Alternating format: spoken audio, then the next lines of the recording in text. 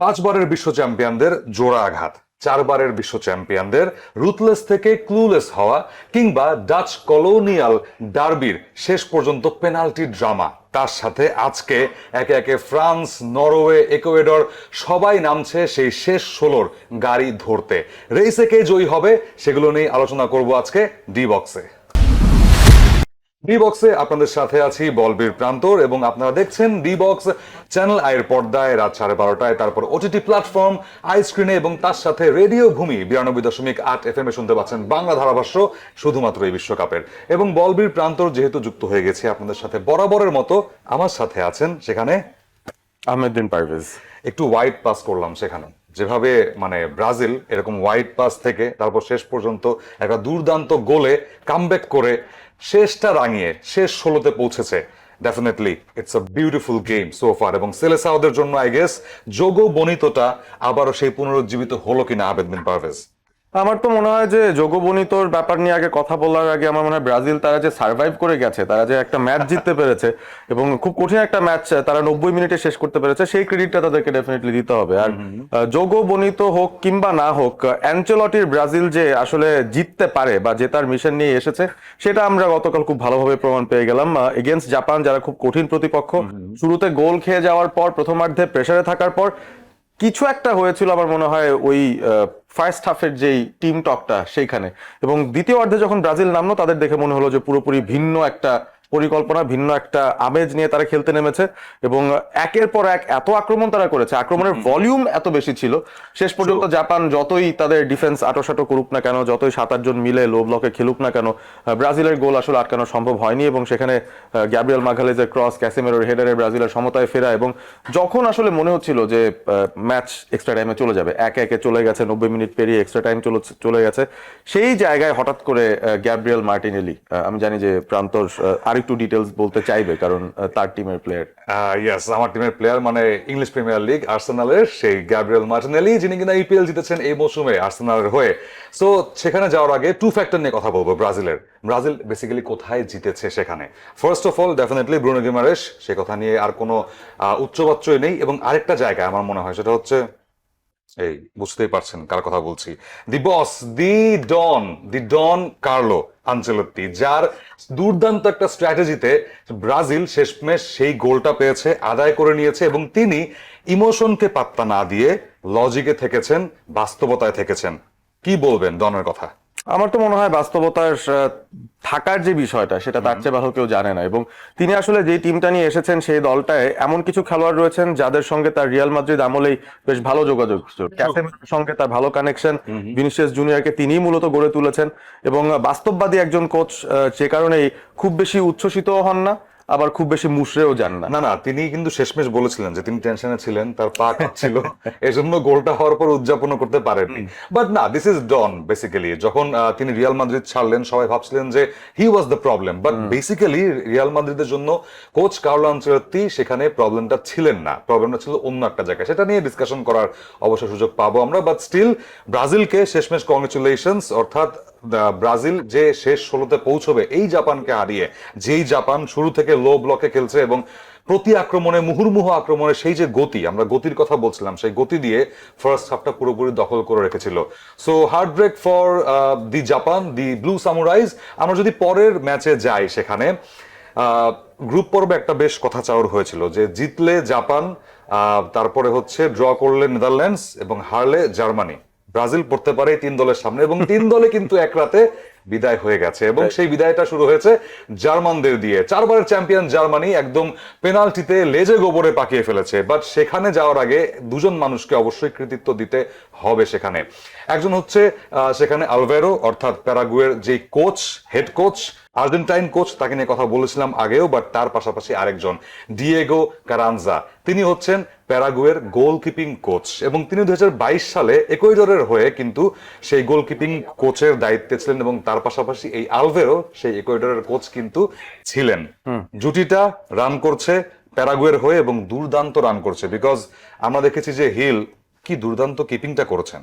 হিলের কিপিং নিয়ে ডেফিনেটলি আমাদের কথা বলতেই হবে, কারণ এবারে ওয়ার্ল্ড কাপে সবচেয়ে লম্বা গোলকিপারদের মধ্যে তাকে রাখা হয় 6 ফুট 6 ইঞ্চি লম্বা, এবং তিনি যখন পেনাল্টি শুট আউটের সময় জার্মানি আর প্যারাগুয়ে যখন একে একে সমতায় থেকে এক্সট্রা টাইমও শেষ হয়ে গেল, জার্মানি কিছু অদ্ভুত সিদ্ধান্ত মাঝখানে নিয়েছিল, মুসিয়ালাকে স্টার্ট না করে উনদাফকে স্টার্ট করিয়েছে, এবং ছন্দ ছিল না খেলার মধ্যে। যাই বলি না কেন, দিন শেষে যে ব্যাপারটা ঘটেছে সেটা হচ্ছে যখন পেনাল্টিতে যাওয়া হলো এবং আমরা তখন হিলের আসল চেহারাটা দেখলাম, কারণ তিনি যখন গোলপোস্টের ফ্রেমের সামনে দাঁড়িয়েছেন তিনি হাতটা উঁচু করলেন এবং দেখে মনে হলো যে তিনি আসলে ওই টপ বার পেরিয়ে তার হাত উপরে উঠে যাচ্ছে। সুতরাং এই যে রিচ তার, সেটা দেখে আমার মনে হয় ডেফিনেটলি জার্মান স্ট্রাইকাররা ঘাবড়ে গেছেন, এবং কাই হ্যাভার্টজ এতগুলো ওপেন প্লে থেকে গোল দিলেন জার্মানির জন্য, তাদের ভালো পারফরমেন্সের পিছনে এত বড় অবদান, বাট সেই তিনি মিস করলেন।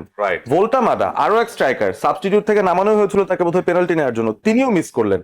মাঝখানে প্যারাগুয়ের নাম্বার 9ও মিস করেছেন, অর্থাৎ স্ট্রাইকাররা সামহাও পেনাল্টি মিস করেই যাচ্ছিলেন। ম্যানুয়াল নয়ারকে একটা সেভও করতে হয়েছিল এবং একটা পর্যায়ে এমন হয়েছিল যে টানা দুটো মিস প্যারাগুয়ের করতে হবে, সেটাও তারা করেছে। একটা বাইরে মেরেছে, একটা নয়ার ঠেকিয়েছেন, এবং তারপর যখন 1-1 একটা একটা করে আগাবে তখন আমি জানি না কেন গোরেজকা কিংবা অন্যান্য মিডফিল্ডাররা পেনাল্টিটা নিতে আসেননি, এসেছেন জনাথন টা, এবং তিনি তো ছাদে মেরে দিয়েছেন এবং গনজালো হিগুয়েনের সাথে হাতটা মিলিয়েছেন আর্জেন্টাইন সেই ফরওয়ার্ড, যার কথা বলছিলাম 2014 সালে সেই গোলটার কথা আমার এখনো মনে পড়ে। সামনে ম্যানুয়াল নয়ার, আর কেউ নেই, বাট তিনি মারলেন গোলপোস্টের উপর দিয়ে। So moving to another penalty drama, যেটা বলছিলাম আমরা, Dutch colonial derby, Netherlands versus Morocco. এই পেনাল্টি শুট আউটটা খুব মজা। আমি এটার নাম দিয়েছি যে কেউই পেনাল্টিতে গোল করতে চায়নি, জিততেই চায় না, মানে গোলও করবো না আমরা, পেনাল্টিতেও গোল করবো না, এবং শেষমেশ লাস্ট অফ অল গিয়ে যেখানে মরক্কো জিতলো। বাট তার আগে বলতে হয় গ্যাকপোর কথা, একটা হৃদয় বিদারক কাহিনী। আমরা সবাই জানি তার সন্তান সম্ভবা স্ত্রী সেই সন্তানটা হারিয়েছেন গর্ভাবস্থাতেই, এবং সেখানে গ্যাকপো তার নাম ঠিক করে রেখেছিলেন সেখানে। সো সেখান থেকে তিনি যখন গোলটা করলেন, একটা হৃদয় বিদারক স্টোরি ছিল সেখানে, এবং তিনি খুব অল্প উদযাপন করেছেন সেখানে, কিন্তু তাকে ছাড়িয়ে গেছে সেখানে মরক্কো। সেই লাস্ট মিনিটের একটা গোল, এক এক সমতা। এই ম্যাচটা নিয়ে কি বলবেন?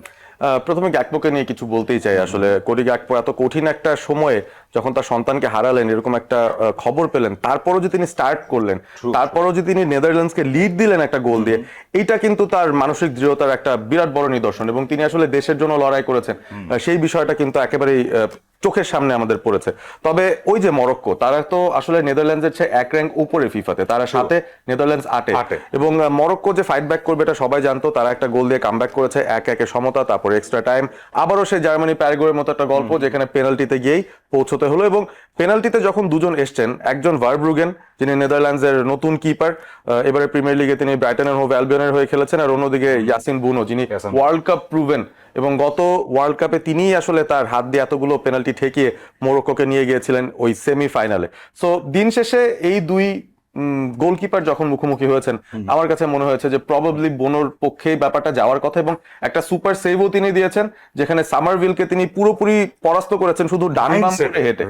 তিনি ডানে যাচ্ছেন, বায়ে যাচ্ছেন, সামারভিল বুঝতে পারছেন না তিনি কোথায় দাঁড়াবেন, এবং এমন একটা জায়গায় গিয়ে দাঁড়াচ্ছেন ঠিক সেই জায়গাতেই সামারভিল শটটা নিয়েছেন, হাত দিয়ে বলটা ঠেকিয়ে দিলেন। বাট এছাড়াও প্রান্তর যেটা বলছিল যে একটা ম্যাগনেট বোধহয় বাধা ছিল ওই ডান দিকের গোল পোস্টের বারের সঙ্গে, কারণ দুজন খেলোয়াড়, ভিন্ন ভিন্ন দুজন খেলোয়াড় দুই দলের, তারা বারে লাগিয়ে বলটা বাইরে পাঠিয়েছেন। মানে মনেই হচ্ছিল যে আসলে গোলটা আসবে কোথা থেকে, সবাই মিস করছে, সবাই একটু টায়ার্ড হয়ে গিয়েছিল সেই ইউএস এর গরমে, সেখানে বলতেই হচ্ছে। সো এইখান থেকে আমরা যদি পরবর্তীতে যাই সেখানে, অর্থাৎ পরবর্তী ম্যাচগুলো, সেখানে ফ্রান্স মুখোমুখি হচ্ছে সুইডেনের, বিগ বিগ ম্যাচ। নরওয়ে মুখোমুখি হচ্ছে আইভরি কোস্টের, এই ম্যাচের জয়ী দল ব্রাজিলের মুখোমুখি হবে রাউন্ড অফ 16-এ। সো এই ম্যাচগুলো নিয়ে যদি ছোট্ট করে একটু বলেন। নরওয়ে আইভরি কোস্ট খুব ক্লোজ হবে। আমি আসলে কোন দলের পক্ষে বুঝতে পারছি না যে কে এখানে ফেভারিট আছে, বাট আফ্রিকা এবং ইউরোপের মধ্যে এরকম আরো একটা লড়াই যেভাবে মরক্কো এবং নেদারল্যান্ডসের হলো, ওই লড়াইটাই কিন্তু আফ্রিকা জিতেছে। এই লড়াইটায় আমার কোনো এক কারণে মনে হচ্ছে নরওয়ের একটা এজ আছে। They just have that cutting edge, that Erling Haaland, that Odegaard, যারা একটা ডিফারেন্স ক্রিয়েট করতে পারবেন। রাইট। সো সেখান থেকে মুভ অন টু ফ্রান্স এবং সুইডেন। মানে আমার কাছে ফ্রান্সকে বিট করার মতো একটাই টেকনিক আছে, সেটা হচ্ছে ভাই গোল করতে হবে, আউটস্কোর করতে হবে। ফ্রান্স 2 গোল দিলে আপনাকে 4 গোল করতে হবে, 3 গোল দিলে 6 গোল করতে হবে, আর যদি আগে দিয়ে দেন ফ্রান্স এরপরে তেরে ফুরে আরো গোল দেবে। সো স্ট্র্যাটেজি ছোট্ট করে যদি বলেন। হবে সুইডেন ডিফেন্সিভলি অতটা সলিড না, আমরা আগেও দেখেছি নেদারল্যান্ডসের সঙ্গে 5টা গোল তারা হজম করেছে, তাদের ফ্রন্ট লাইন ভালো। বাট আমি একটা ব্যাপার প্রেডিক্ট করতে পারি যে দুই দলের এই ম্যাচটা হাই স্কোরিং হতে পারে, 3-2 4-3 এই ধরনের কোনো ঘটনা হয়তো ঘটতে পারে, বাট দিন শেষে ফ্রান্স বেরিয়ে আসবে এখান থেকে। এক্স্যাক্টলি, ফ্রান্স বেরিয়ে আসবে। সো আমরা আবারও এরকম একটা উদযাপন দেখতে চাচ্ছি। এরকম দেখার সম্ভাবনা একটু কম সেখানে।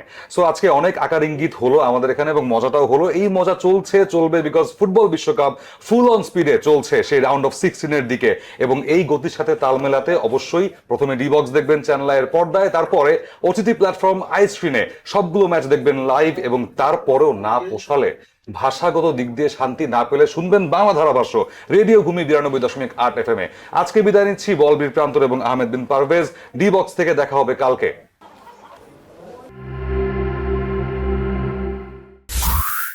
রেডিও ভূমি 92.8 FM